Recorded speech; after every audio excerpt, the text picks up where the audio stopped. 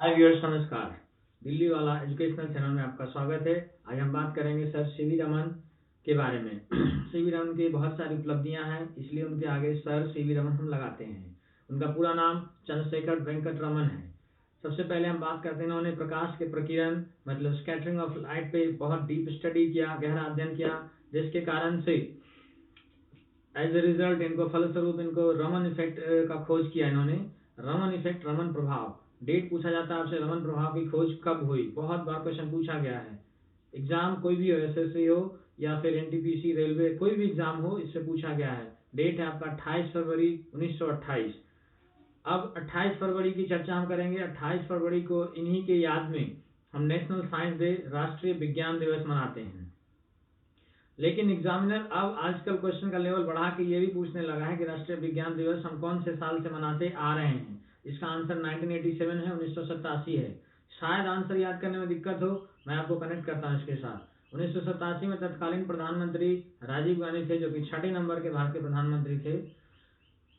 राजीव गांधी ने Indian peace keeping force मतलब भारतीय शांति सेना श्रीलंका के जाफना जो हिस्सा है वहां पर भेजा था, क्योंकि जाफना हिस्सा में एलटीटीई के प्रमुख प्रभाकरन का कब्जा था, उसका दबंगई वहां पर चल रहा था। तो उसको कंट्रोल में करने के लिए राजीव गांधी ने ये इंडियन पीस कीपिंग फोर्स भेजा और इस पूरे ऑपरेशन का नाम ऑपरेशन पवन रखा। अब देखिए 1987 में ही ये सारे काम हुए। ऑपरेशन पवन भी क्लियर हो गया, 1987 में हुआ, और 1987 में अपना राष्ट्रीय विज्ञान दिवस भी हम मनाते हैं। तो दो चीज को कनेक्ट करके एक डेट से याद करेंगे, तब जाके आप मल्टीपल टास्किंग बन पाएंगे एग्जाम के लिए और एग्जाम को क्लियर कर पाएंगे।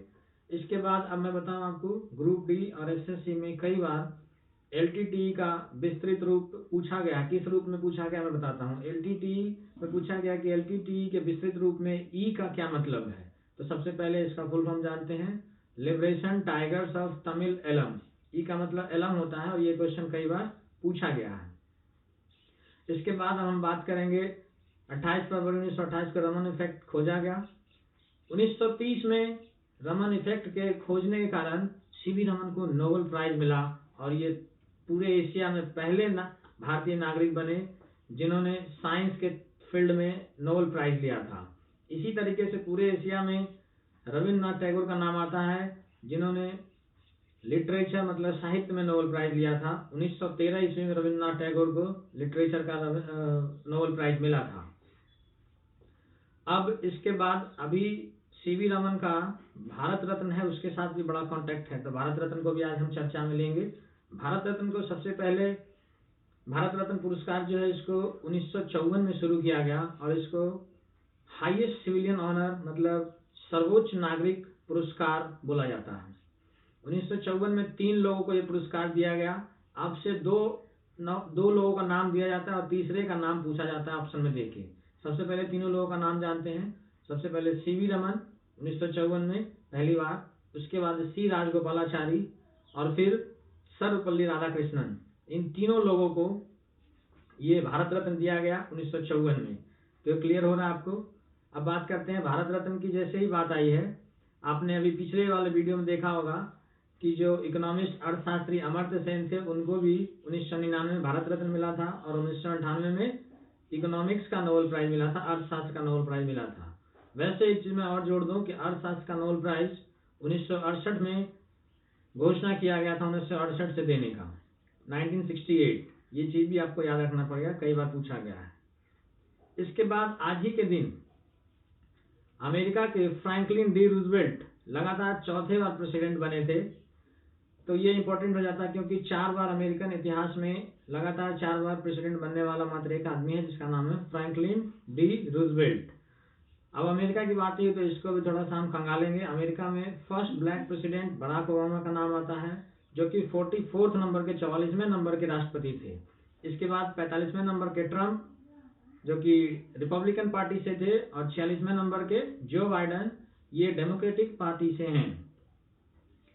साथ ही साथ वाइस प्रेसिडेंट उपराष्ट्रपति कमला हैरिस हैं, जो कि 49 नंबर के 49वें नंबर के हैं।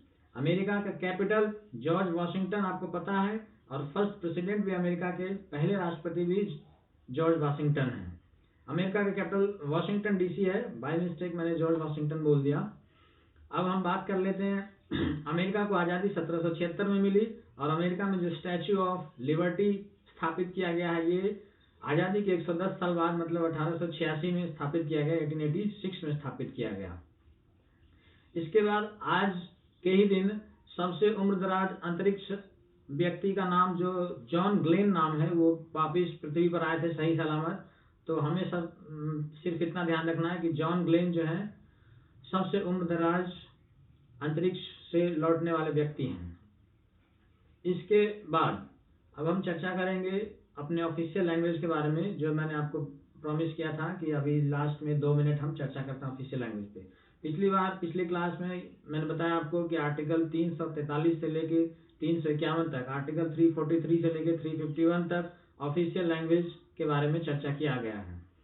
अब हम बात करेंगे अनुच्छेद 343 की।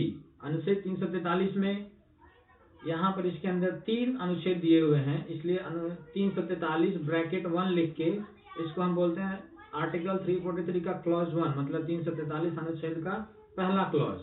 पहला क्लॉज में कहा जाता है कि official language of the union shall be Hindi in Devanagari script, मतलब जो भारतीय संघ का ऑफिशियल लैंग्वेज होगा वो हिंदी होगा, देवनागरी स्क्रिप्ट में, देवनागरी लिपि में होगा।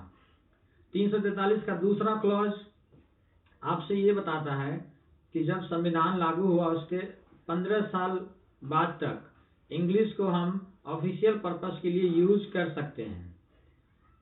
लेकिन जो तीसरा है, मतलब 343 अनुच्छेद का तीसरा क्लॉज, उसने कहा कि उसके 15 साल के बाद, मतलब संविधान लागू होने के 15 साल के बाद हम डिसाइड नहीं कर सकते, मतलब पब्लिक डिसाइड नहीं करेगी अब क्या होगा ऑफिशियल लैंग्वेज। ये पार्लियामेंट मतलब संसद लॉ पारित करेगी, कानून पारित करेगी और उसके हिसाब से बताएगी कि इंग्लिश या फिर देवनागरी लिपि मतलब हिंदी हमारा ऑफिशियल लैंग्वेज होगा कि नहीं होगा। ये आर्टिकल 343 के तीसरे क्लॉज में दिया हुआ है। अब आपको लग रहा होगा कि ये 343 जितना मैंने आर्टिकल बताया आपको अनुच्छेद, ये बहुत ज़्यादा बता दिया, जबकि आप जब देखोगे इसको तो SSC MTS के पेपर में क्वेश्चन पूछा गया है और ये क्वेश्चन BPSC में पूछा गया है। तो आज के कंपटीशन को आप ये नहीं कह सकते कि ये वाला क्वेश्चन इसमें आएगा या उसमें आएगा, ये क्वेश्चन कहीं से भी कहीं भी आ जाता है। इस तरीके से आज के लिए इतना ही, आगे फिर कल हम ऑफिशियल लैंग्वेज पे लास्ट में चर्चा करेंगे। आज के लिए बहुत बहुत धन्यवाद, थैंक यू।